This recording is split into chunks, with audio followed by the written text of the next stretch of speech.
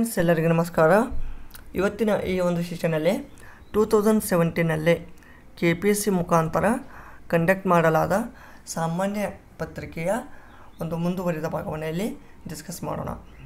ಈಗ already 1 to 70 ಕ್ವಶನ್ಗಳನ್ನು discuss ಮಾಡಿದ್ದೀವಿ.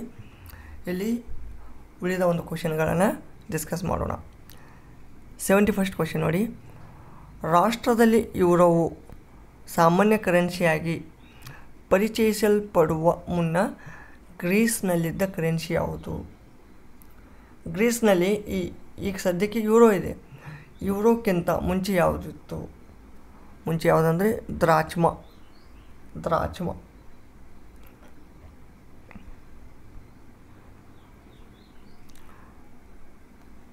ಮಂಗಳ ಕಕ್ಷಾ ನಿಯೋಗದಂತೆಯೇ ಮಂಗಳ ಗ್ರಹದತ್ತ ಬಾಹ್ಯಾಕಾಶ ನೌಕೆಯ ಪ್ರಯೋಗಕ್ಕೆ ಯಶಸ್ವಿ ಕಾರ್ಯತಂತ್ರ ರೂಪಿಸಿದ ಖ್ಯಾತ ವಿಜ್ಞಾನಿಯು ಪ್ರಸ್ತುತ ಇಸ್ರೋದ ಅಧ್ಯಕ್ಷರಾಗಿದ್ದಾರೆ. ಈ ಪ್ರಸಿದ್ಧ ವ್ಯಕ್ತಿ ಯಾರು? AS ಕಿರಣ್ ಕುಮಾರ್.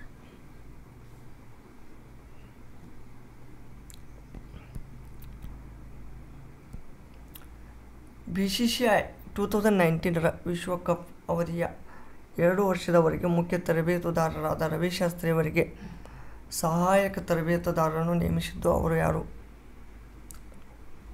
ಸಂಜಯ್ ಭಾಂಗರ್.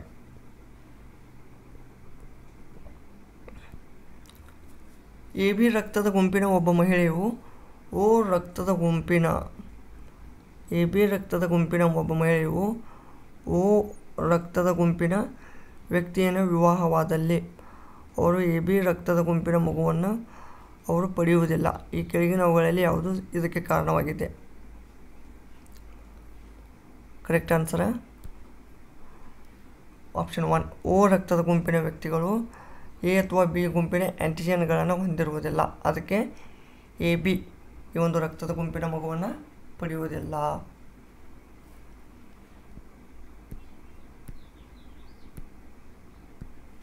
ಇದು 75 ಕರೆಂಟ್ ಅಫೇರ್ಸ್ ರಿಲೇಟೆಡ್ ಕ್ವಶನು. ಡೈರೆಕ್ಟಾಗಿ ಆನ್ಸರ್ ಹೇಳ್ತೀನಿ ನೋಡಿ. ಗ್ರೇಟ್ ಬ್ರಿಟನ್ 76 ಕೂಡ ಕರೆಂಟ್ ಅಫೇರ್ಸು. ಸೊ ಇಲ್ಲಿ ಕರೆಕ್ಟ್ ಆನ್ಸರ್ ಬಂದುಬಿಟ್ಟು ಆಪ್ಷನ್ ನಂಬರ್ 3.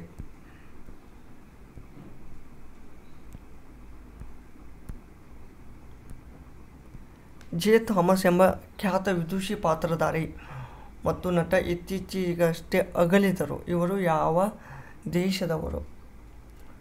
ಇವರು US ಅಮೇರಿಕಾ. 78 ಕೂಡ current affairs related. Correct answer Saina Nehwal. 79 ಕೂಡ current affairs. Kazakhstan correct answer.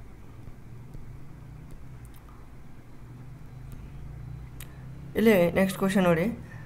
ಹೊಂದಿಸಿ ಬರೆಯಿರಿ. ಸ್ಥಳಗಳನ್ನು ಕೊಟ್ಟಿದ್ದಾರೆ, ಮತ್ತೊಂದು ಪಟ್ಟಿಯಲ್ಲಿ ದೇವಾಲಯಗಳು. ಆ ದೇವಾಲಯಗಳು ಯಾವ ಸ್ಥಳದಲ್ಲಿದ್ದಾವೆ ಅಂತ ನಾವಿಲ್ಲಿ ಐಡೆಂಟಿಫೈ ಮಾಡಬೇಕು.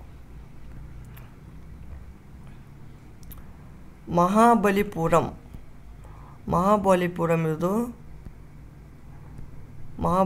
ಇರುವುದು ಕಡಲಕೆರೆ ದೇವಾಲಯ. ಹಳೇಬೀಡು ಹೊಯ್ಸಳೇಶ್ವರ ದೇವಾಲಯ. ಅಂದರೆ ಮಹಾಬಲಿಪುರಂದಲ್ಲಿ ಕಡಲಕೆರೆ ದೇವಾಲಯ ಇದೆ, ಹಳೇಬೀಡದಲ್ಲಿ ಹೊಯ್ಸಳೇಶ್ವರ ದೇವಾಲಯ, ತಂಜಾವೂರಿನಲ್ಲಿ ಬೃಹದೀಶ್ವರ ದೇವಾಲಯ, ಹಂಪಿಯಲ್ಲಿ ವಿಠ್ಠಲ ದೇವಾಲಯ. So 4, 3, 2, 1 correct answer. Option number 3 correct. Gupta ಸಾಮ್ರಾಜ್ಯದ ವಿಭಜನೆಗೆ ಈ ಕೆಳಗಿನವುಗಳಲ್ಲಿ ಯಾವುದು ಕಾರಣವಲ್ಲ? ಇದು 1ನೇ ಆಪ್ಷನ್ ಕರೆಕ್ಟಾ? ತಪ್ಪು, ಇದು ಕಾರಣವಲ್ಲ. ಇಲ್ಲಿ ಮೇನ್ ಕಾರಣ ಅಂದರೆ ಏನಪ್ಪ ಅಂದ್ರೆ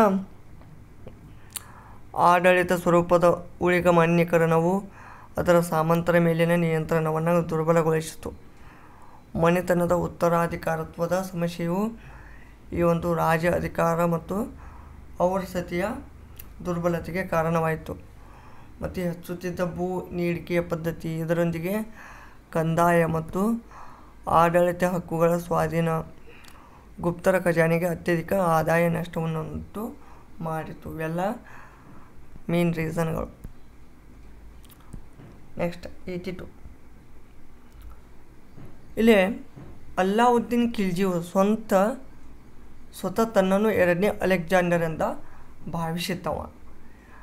ಸಿಕಂದರ್ ಈ ಸೈನಿ ಅಂತ ಒಂದು ಬಿರುದನ್ನು ತಾನೇ ಒಂದು ಇಟ್ಟುಕೊಂಡಿದ್ದ. ಸೊ ಇದು ಕರೆಕ್ಟ್ ಇದೆ. ಟೋಕನ್ ಕರೆನ್ಸಿ ಟಂಕ ಎಂಬುದು ಕಂಚಿನಿಂದ ಮಾಡಲ್ಪಟ್ಟಿದ್ದು. ಇದನ್ನು ಮೊಹಮ್ಮದ್ ಬಿನ್ ತುಘಲಕ್ ಪರಿಚಯಿಸಿದ. ತಪ್ಪು. ಸೊ ಇಲ್ಲಿ ಆಪ್ಷನ್ ಎ ಮಾತ್ರ correct. So option 1 is correct. ತೈಲ ಸಂಸ್ಕರಣಾಗಾರಗಳು ಮತ್ತು ಅವುಗಳ ಒಂದು ರಾಜ್ಯಗಳು ಅದನ್ನು ಹೊಂದಿಸಿ ಬರೆಯಿರಿ.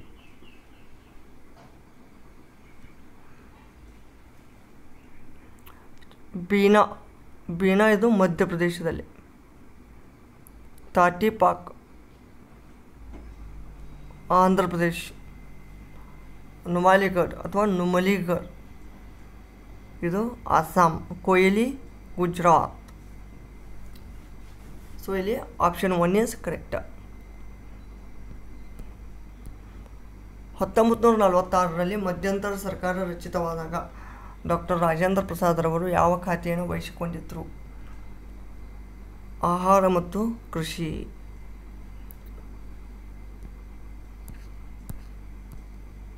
ಇಲ್ಲಿ ಸಂತ, ಕವಿ ಮತ್ತು ಭಾಷೆ ಇವುಗಳನ್ನು ಹೊಂದಿಸಿ ಬರೆಯಿರಿ. ಮೀರಾಬಾಯಿ ಇವರು ಹಿಂದಿಗೆ ಸಂಬಂಧಪಟ್ಟವರು. ತ್ಯಾಗರಾಜರು ತೆಲುಗು. ಚಂಡೀದಾಸ್ ಕನ್ನಡ. ಚಂಡೀದಾಸ್ ಬಂಗಾಲಿ. ಪುರಂದರದಾಸ್ ಕನ್ನಡ. ಸೊ ಇಲ್ಲಿ ಆಪ್ಷನ್ 4 ಈಸ್ ಕರೆಕ್ಟ್.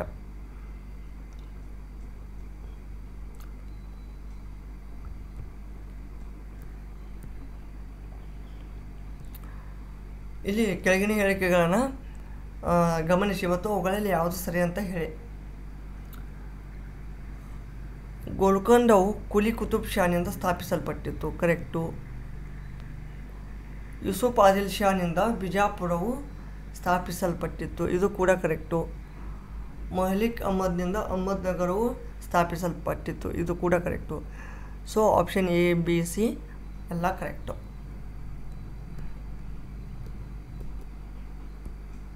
ಈ ಕೆಳಗಿನ ಯಾವ ಯುದ್ಧದಲ್ಲಿ ಔರಂಗಜೇಬನ ಉತ್ತರಾಧಿಕಾರಕ್ಕಾಗಿ ನಡೆದ ಯುದ್ಧದಲ್ಲಿ ದಾರಾ ಶಿಕೋನು ಅಂತಿಮವಾಗಿ ಸೋತನು? ಸಮಗಢ್ ಯುದ್ಧ. ಸಮಗಢ್ ಯುದ್ಧದಲ್ಲಿ ಈ ಔರಂಗಜೇಬನ ಒಂದು ಏನಪ್ಪ ಇವರು ದಾರಾ ಶಿಕೋ ಇವೆಲ್ಲ ಇವ್ರು ಏನಿದ್ರಪ್ಪ ಈ ಯಾರು ಶಹಾಜಾನನ ಒಂದು ಪುತ್ರರಾಗಿದ್ದರು. ಸೊ ಇಲ್ಲಿ ಈ ತುಂಬ ಜನ ಒಂದು ಅಂತಂಬರ ನಡುವೆ ಒಂದು ಯುದ್ಧನೇ ಆಗತ್ತದ. ಅದರಲ್ಲೇ ಈ ಸಮಗಢ್ ಯುದ್ಧದಲ್ಲಿ ದಾರಾ ಶಿಕೋ ಮತ್ತು ಔರಂಗಜೇಬನ ಒಂದು ನಡುವೆ ಈ ಒಂದು ಮೊಘಲ ದೊರೆ ಅಥವಾ ಈ ಒಂದು ಉತ್ತರಾಧಿಕಾರಕ್ಕಾಗಿ ಈ ಒಂದು ನಡೆದ ಯುದ್ಧದಲ್ಲಿ ಇಲ್ಲಿ ದಾರಾ ಶಿಕೋ ಸೋತು ಅಂತಿಮವಾಗಿ ಔರಂಗಜೇಬ ಅಲ್ಲಿ ಸಿಂಹಾಸನದಲ್ಲಿ ಒಂದು ಪೀಠಾಧಿಪತಿ ಆಗ್ತಾನ. ನೆಕ್ಸ್ಟ್, ಕೆಳಗಿನ ಯಾವ ಯುರೋಪಿಯನ್ ಪ್ರವಾಸಿಯು ಮೊಘಲರ ಅವಧಿಯಲ್ಲಿ ಭೇಟಿ ಇತ್ತು? ತನ್ನ ಬರವಣಿಗೆಯಲ್ಲಿ ರಾಜನೇ ಎಲ್ಲ ಭೂಮಿಗೂ ಒಡೆಯ ಮತ್ತು ಕೃಷಿ ಭೂಮಿಯಲ್ಲಿ ಖಾಸಗಿ ಒಡೆತನ ಅಸ್ತಿತ್ವದಲ್ಲಿರಲಿಲ್ಲ ಎಂಬುದಾಗಿ ನಮೂದಿಸಿದ್ದಾನೆ. ಬೆರ್ನಿಯರ್ ಇವರು ಈ ಒಬ್ಬ ಯುರೋಪಿಯನ್ ಪ್ರವಾಸಿಯಾಗಿದ್ದು ಈ ಒಂದು ಎಲ್ಲ ಮಾಹಿತಿಯನ್ನು ತನ್ನ ಒಂದು ಪುಸ್ತಕದಲ್ಲಿ ಬರೆದಿದ್ದಾನೆ. ಈ ಕೆಳಗಿನ ಯಾವುದಕ್ಕೆ ಪ್ರತಿಕ್ರಿಯೆಯಾಗಿ ಕ್ವಿಟ್ ಇಂಡಿಯಾ ಚಳವಳಿಯು ನಡೆಯಿತು? ಕ್ರಿಪ್ಸ್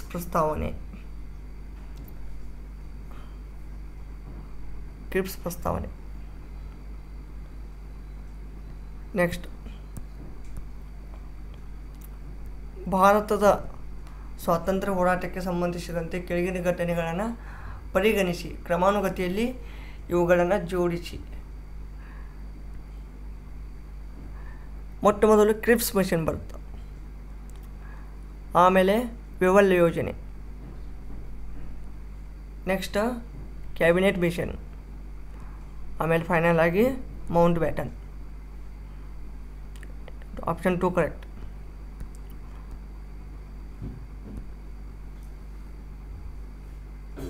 ದೇಶದಲ್ಲಿ ಎದುರಿಸಬೇಕಾದ ಆರ್ಥಿಕ ತೊಂದರೆಗಳ ದೃಷ್ಟಿಯಿಂದ ಚಂದ್ರಶೇಖರ್ ನೇತೃತ್ವದಲ್ಲಿ ಭಾರತದ ಕೇಂದ್ರ ಸರ್ಕಾರವು ಭಾರತದ ಬ್ಯಾಲೆನ್ಸ್ ಆಫ್ ಪೇಮೆಂಟ್ಸ್ ಸಮಸ್ಯೆಗಳಿಂದ ತಾತ್ಕಾಲಿಕವಾಗಿ ಚೇತರಿಸಿಕೊಳ್ಳಲು ಮತ್ತು ಧನ ಸಹಾಯವನ್ನು ಪಡೆಯಲು ಚಿನ್ನದ ಒಂದು ಅಡಮಾನನ್ನು ಮಾಡಬೇಕಾಯಿತು. ಭಾರತೀಯ ರಿಸರ್ವ್ ಬ್ಯಾಂಕ್ ಆನಂತರ ಚಿನ್ನವನ್ನು ಎಲ್ಲಿಗೆ ವರ್ಗಾಯಿಸಿತು? ಅದು ಬ್ಯಾಂಕ್ ಆಫ್ ಇಂಗ್ಲೆಂಡ್ಗೆ.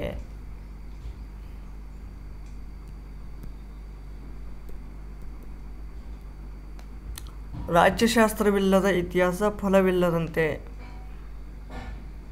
ಇತಿಹಾಸವಿಲ್ಲದ ರಾಜ್ಯಶಾಸ್ತ್ರ ಬೇರಿಲ್ಲದಂತೆ. ಹೀಗೆಂದವರು ಯಾರು? ಜಾನ್ ಶಿಲೆ. 90ನೇ ಸಂವಿಧಾನದ ತಿದ್ದುಪಡಿ ಇದಕ್ಕೆ ಸಂಬಂಧಿಸಿದಾಗಿದೆ. ಪಕ್ಷಾಂತರ ನಿಷೇಧ ಕಾನೂನು.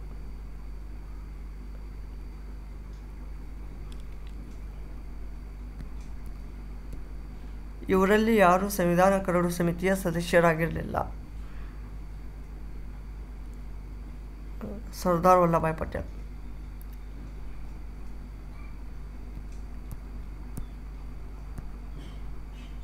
ಗುರುತ್ವಾಕರ್ಷಣ ಅಲೆಗಳನ್ನು ಕುರಿತಂತೆ ಕೆಳಗಿನ ಹೇಳಿಕೆಗಳನ್ನು ಪರಿಗಣಿಸಿ. ಇಲ್ಲೇ 2 ಸ್ಟೇಟ್ಮೆಂಟ್ಗಳಿದ್ದಾವೆ.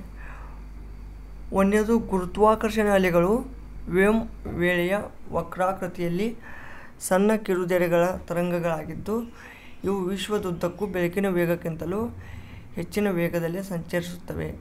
ಇದು ಕರೆಕ್ಟ್. 1916ರಲ್ಲಿ ಆಲ್ಬರ್ಟ್ ಐನ್ಸ್ಟೈನರು ತಮ್ಮ ಸಾಮಾನ್ಯ ಸಾಪೇಕ್ಷ ಸಿದ್ಧಾಂತದಲ್ಲಿ ಇವುಗಳ ಅಸ್ತಿತ್ವದ ಬಗ್ಗೆ ಮುನ್ಸೂಚಿ ನೀಡಿದ್ದರು. ಸೊ ಇದು ಕೂಡ ಕರೆಕ್ಟು. ಸೊ ಇಲ್ಲಿ A, B ಎರಡೂ ಕರೆಕ್ಟ್. Option number 3 correct. ಆದಿಶಂಕರಾಚಾರ್ಯರು 4 ಮಠಗಳನ್ನು ಸ್ಥಾಪಿಸಿದರು. ಈ ಕೆಳಗಿನ ಯಾವ ಪ್ರದೇಶಗಳಲ್ಲಿ ಈ ಮಠಗಳು ನೆಲೆಯಾಗಿವೆ? ಜ್ಯೋತಿರ್ಮಠ, ದ್ವಾರಕಾ ಮಠ, ಪುರಿ, ಶೃಂಗೇರಿ. 4 ಕರೆಕ್ಟ್. ನದಿಗಳು ಮತ್ತು ಅವುಗಳಿಗೆ ಅಡ್ಡಲಾಗಿ ನಿರ್ಮಿಸಲಾದ ಆಣೆಕಟ್ಟುಗಳು.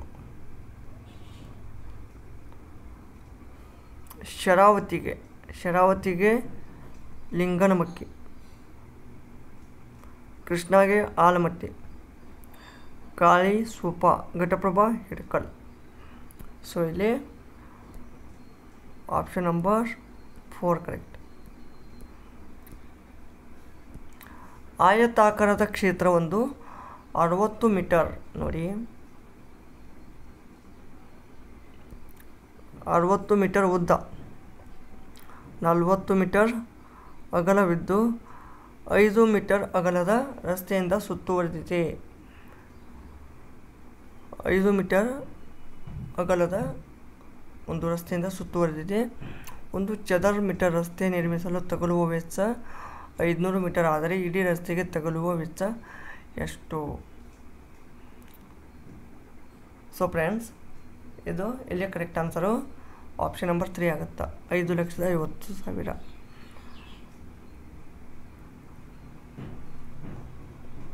ಇಲ್ಲಿ 5 ಮೀಟರ್ ಆಗಲ್ಲ, ಅಂದರೆ 5 ಮೀಟರ್ ಆಗಲ್ಲ ಆಗುತ್ತೆ. ಈ ಥರ ಇದು ಎಷ್ಟಿದೆಯಲ್ಲ, ಇದು 5 ಮೀಟರ್ ಆಗಲ್ಲ ಆಗುತ್ತೆ. ಸೊ ಈಗೇನು ಮಾಡೋದು ನಾವು, ಇದನ್ನು 5 ಇದರಲ್ಲಿ 5 ಆ್ಯಡ್ ಮಾಡಿ, ಇದರಲ್ಲಿ 5 ಆ್ಯಡ್ ಮಾಡಿ, ಇದಕ್ಕೆ L×B ಅಂತ ಮಾಡಿ ಏರಿಯಾ ಫೈಂಡ್ ಮಾಡಿ ಫೈನಲ್ ಆಗಿ ಇದನ್ನು ಮಲ್ಟಿಪ್ಲೈ ಮಾಡಿದ್ರೆ ನಿಮಗೆ ಕರೆಕ್ಟಾದ ಒಂದು ಆನ್ಸರ್ ಸಿಗುತ್ತೆ. ನೆಕ್ಸ್ಟ್, ವೀಕ್ಷಣಾಲಯ ಮತ್ತು ರಾಜ್ಯಗಳು. ಇಲ್ಲಿ ದೇವಸ್ಥಲ್ ಇದು ಉತ್ತರಾಖಂಡದಲ್ಲಿ ಕಂಡುಬರ್ತದೆ. ನೆಕ್ಸ್ಟ್, ಗಿರ್ವಾಲಿ ಇದು ಮಹಾರಾಷ್ಟ್ರ. ಹಾನ್ಲೆ ಹನ್ನೆಯದು Jammu Kashmir. Vainu Bappu Tamil Nadu. So option 2 is correct. Then last question. Bharat ಸರ್ಕಾರದ ಗೃಹ ವ್ಯವಹಾರಗಳ ಸಚಿವಾಲಯದ ಪ್ರಕಾರ ಭಾರತ ವಿಸ್ತೀರ್ಣದಲ್ಲಿ ಪ್ರಪಂಚದ 7ನೇ ಅತಿ ದೊಡ್ಡ ರಾಷ್ಟ್ರವಾಗಿದೆ. ನಮ್ಮ ಭಾರತದ ವಿಸ್ತೀರ್ಣ ಎಷ್ಟಪ್ಪ? 32,87,469 ಸ್ಕ್ವೇರ್ ಕಿಲೋಮೀಟರ್. ಈ ಒಂದು 29 ರಾಜ್ಯಗಳಲ್ಲಿ ಕರ್ನಾಟಕವು ಅಂದಾಜು 1,91,771 ಇದ್ದು, ಇದು ವಿಸ್ತೀರ್ಣದ ದೃಷ್ಟಿಯಿಂದ ಯಾವ ಶ್ರೇಣಿಯಲ್ಲಿದೆ? ಇದು 6ನೇ ಸ್ಥಾನದಲ್ಲಿದೆ. ಫ್ರೆಂಡ್ಸ್, ಇದಿಷ್ಟು ಈ ಒಂದು ಪತ್ರಿಕೆಯ ಎಲ್ಲ ಒಂದು ಕ್ವಶನ್ಗಳ ಒಂದು ಆನ್ಸರ್ ಆಗಿದ್ದು, ವಿಡಿಯೋ ಇಷ್ಟವಾದಲ್ಲಿ ಲೈಕ್ ಮಾಡಿ, ಕಮೆಂಟ್ ಮಾಡಿ. ಇನ್ನೂ ನಮ್ಮ ಚಾನಲ್ಗೆ ಯಾರು ಸಬ್ಸ್ಕ್ರೈಬ್ ಆಗಿಲ್ಲ ಅವರು ತಪ್ಪದೇ ಸಬ್ಸ್ಕ್ರೈಬ್ ಮಾಡಿ. ಈ ಒಂದು ಕ್ವಶನ್ಗಳು ನಿಮಗೆ ಮುಂಬರುವ ಎಲ್ಲ ಸ್ಪರ್ಧಾತ್ಮಕ ಪರೀಕ್ಷೆಗಳಿಗೆ ಇವು very very important. For example ಆಗಿ land surveyor, KS, PDO, village accountant, group B, group C, FDA, SDA ಎಲ್ಲ ಒಂದು ಪರೀಕ್ಷೆಗಳಿಗೂ ವೆರಿ ವೆರಿ ಇಂಪಾರ್ಟೆಂಟ್. ಧನ್ಯವಾದಗಳು.